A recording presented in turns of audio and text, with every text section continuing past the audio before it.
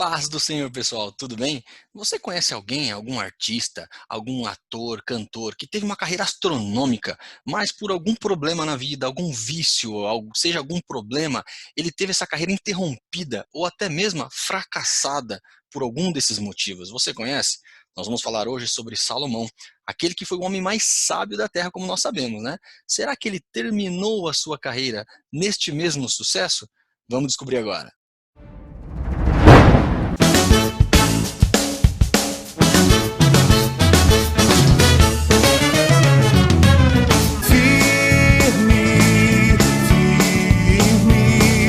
Firme nas promessas de Jesus, meu mestre.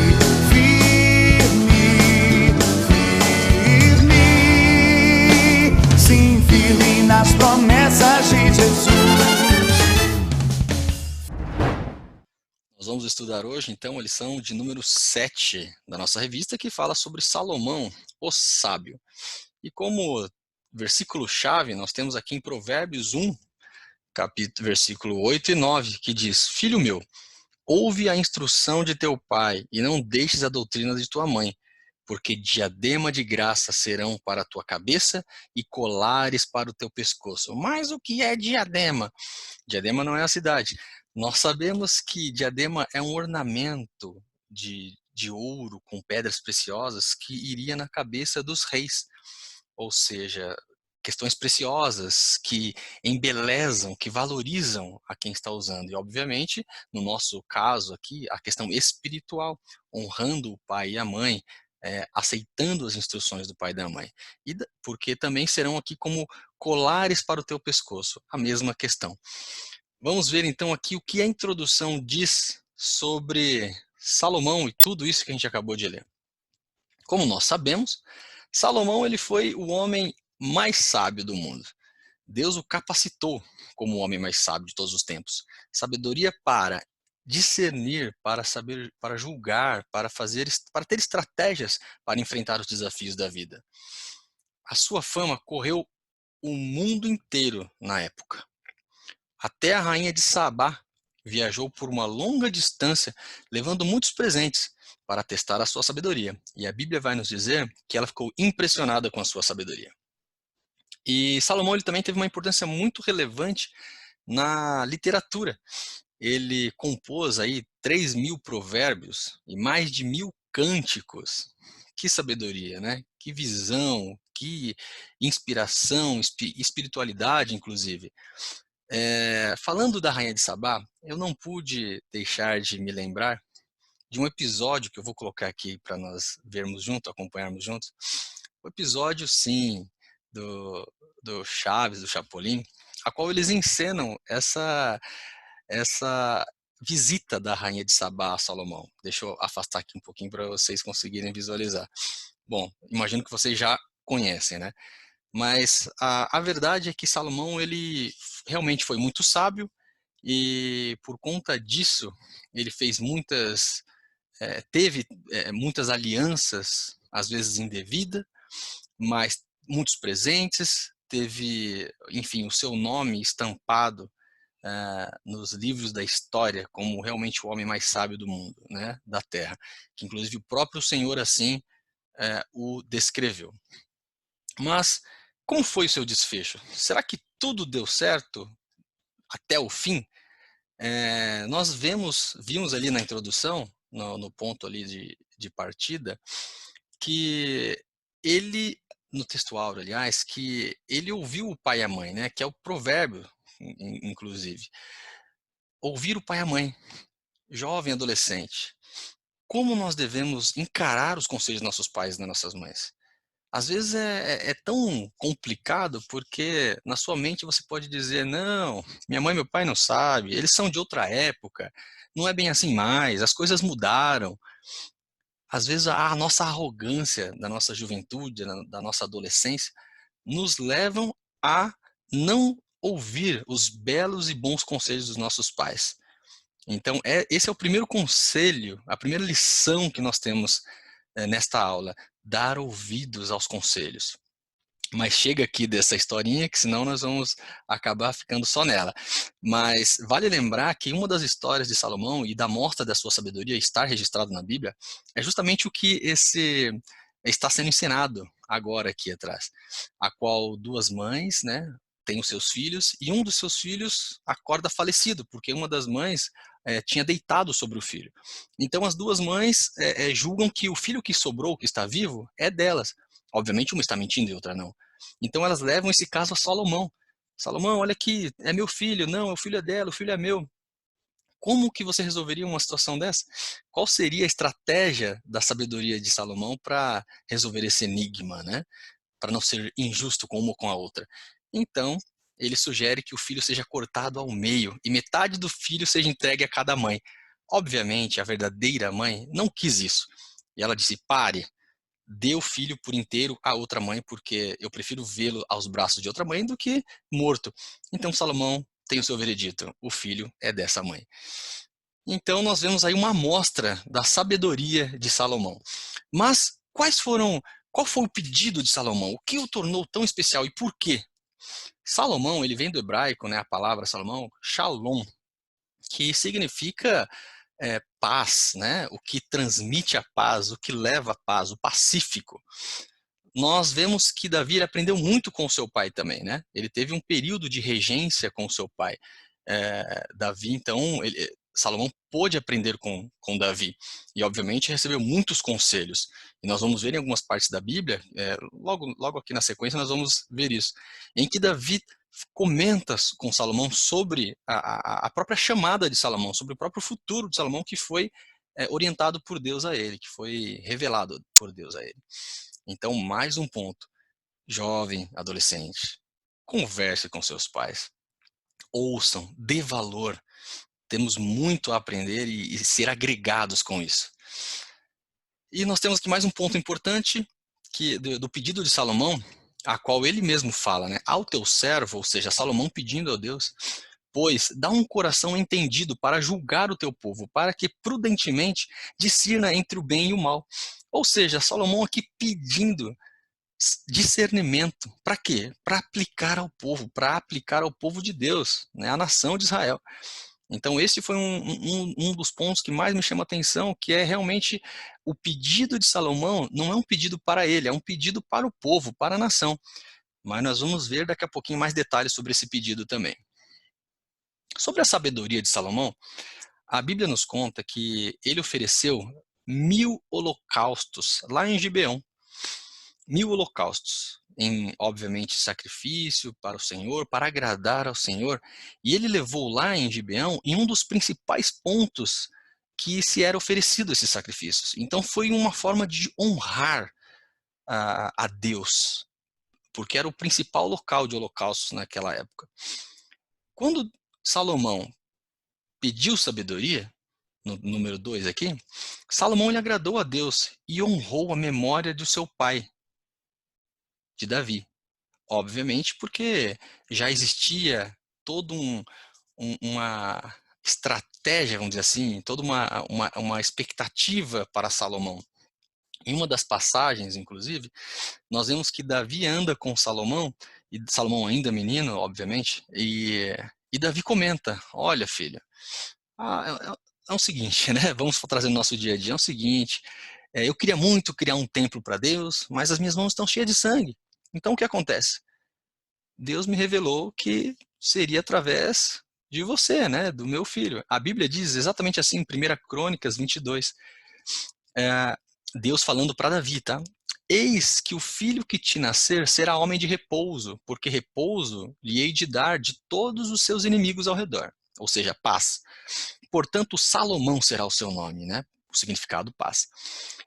E no versículo 10 está dizendo assim, ó, ele edificará uma casa ao meu nome, e me será por filho, e eu lhe serei por pai, e etc, etc. Ou seja, em uma das conversas que Salomão tendo com seu pai, foi-lhe revelado isso.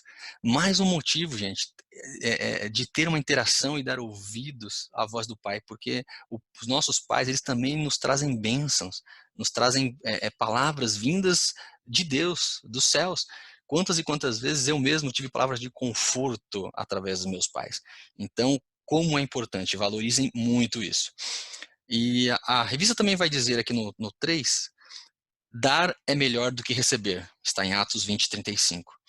Mas que situação é essa? Porque Salomão, em sua sabedoria, ele pediu, ele pediu sabedoria, né? Para aplicar a nação, para saber julgar, para saber discernir, para saber conduzir o povo à paz, à segurança e ter um bom reinado. Então, dar é melhor do que receber. Em qual sentido? Se você está dando a alguém, isso significa que você tem para dar. Isso significa que você tem condições. Vamos levar um exemplo simples: dinheiro, finanças. Se eu consigo dar o dinheiro, significa que eu tenho o suficiente para mim e ainda posso dar aos outros. Se eu estou recebendo, significa que eu não estou tão bem assim e que eu preciso de auxílio. Então é por isso que a Bíblia menciona: melhor é dar do que receber. Porque se eu dou, quer dizer que eu tenho em abundância. Isso é muito importante. E antes de nascer, ele já havia sido separado para ser rei. Nós vemos no versículo que eu li agora há pouco em Crônicas, justamente isso. Quando o Senhor revela a Davi numa dessas conversas que ele seria o rei, que ele faria o templo, que ele seria pai, que o Senhor seria pai de Salomão, e Salomão seria seu filho e tudo mais.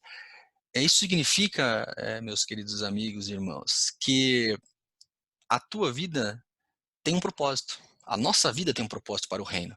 Antes mesmo de nós nascermos, antes mesmo de você nascer, já havia um plano que ainda existe, está em andamento. Você só precisa descobrir como aplicá-lo, como engajar esse plano, né? Para você dar continuidade, porque já existe antes de nascer. Então não fique com receios, não fique com medo, não fique com ansiedade. Deus sabe de tudo. Deus conhece o ontem, o hoje e também o amanhã. Então tudo acontecerá no tempo certo.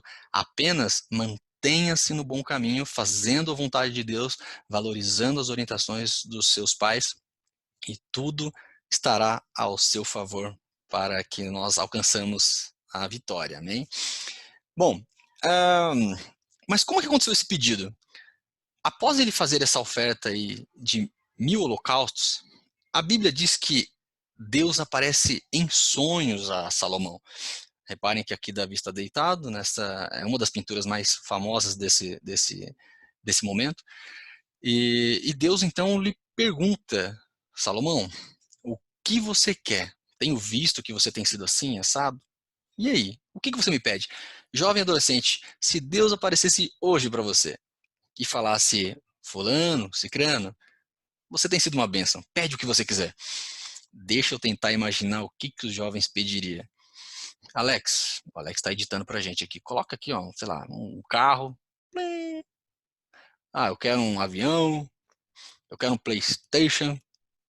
Enfim, qual seria o seu pedido? Obviamente estou ironizando demais, mas Salomão pediu sabedoria e para conduzir o povo. Então, veja que interessante. O nosso tempo já está acabando, realmente é uma aula bem concisa, bem objetiva, tá bom? Então, o que acontece no 3 aqui? Sabedoria e pecado? Não combinam. Com o passar do tempo, Salomão se deixou levar pela fama, riqueza, vaidade, tornou-se soberbo, amante da ostentação, o que antecedeu a sua queda. Interessante falar de ostentação, em riqueza, em fama, que o que mais a gente vê é ostentação, né? Você vê em vários canais do YouTube, em vários Instagram, seja onde for, como existem a ostentação, a fama e a riqueza, aquela coisa que sobe a cabeça dos adolescentes e dos jovens.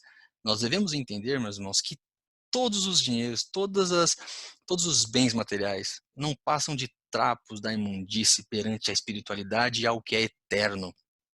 Nós precisamos buscar o que é eterno, o que não é corroído pelo tempo. Então, não se importem com isso, não entre nesse universo de ganância. E se Deus te abençoar com riqueza, e vamos orar para que isso aconteça, não deixe que isso suba a sua cabeça.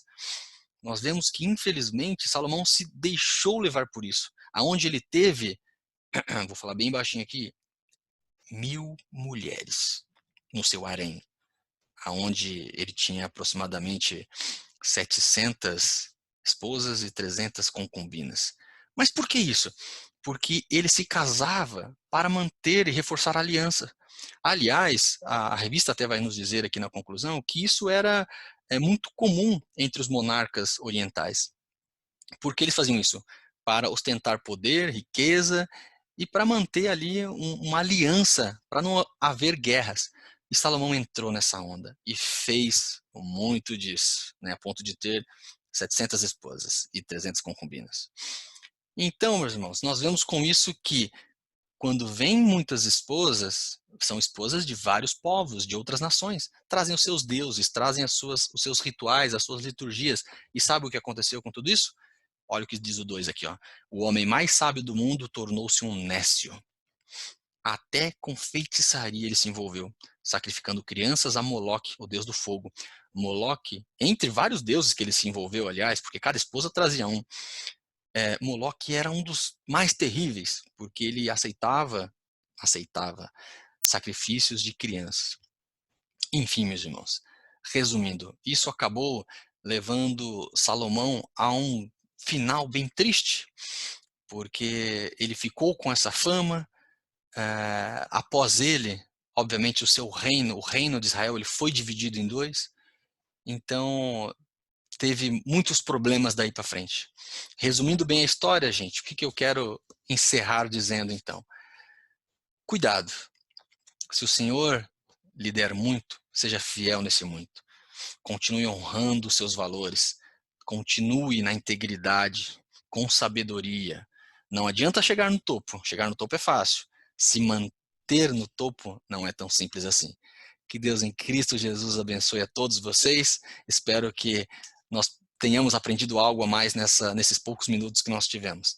E esperamos vocês numa próxima. Bora fazer o questionário, porque tem uma cesta, ó, de chocolate legal para todos nós. Abraço, Deus abençoe.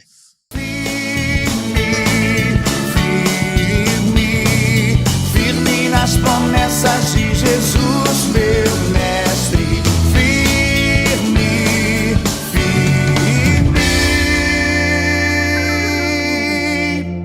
Sim, firme nas promessas de Jesus.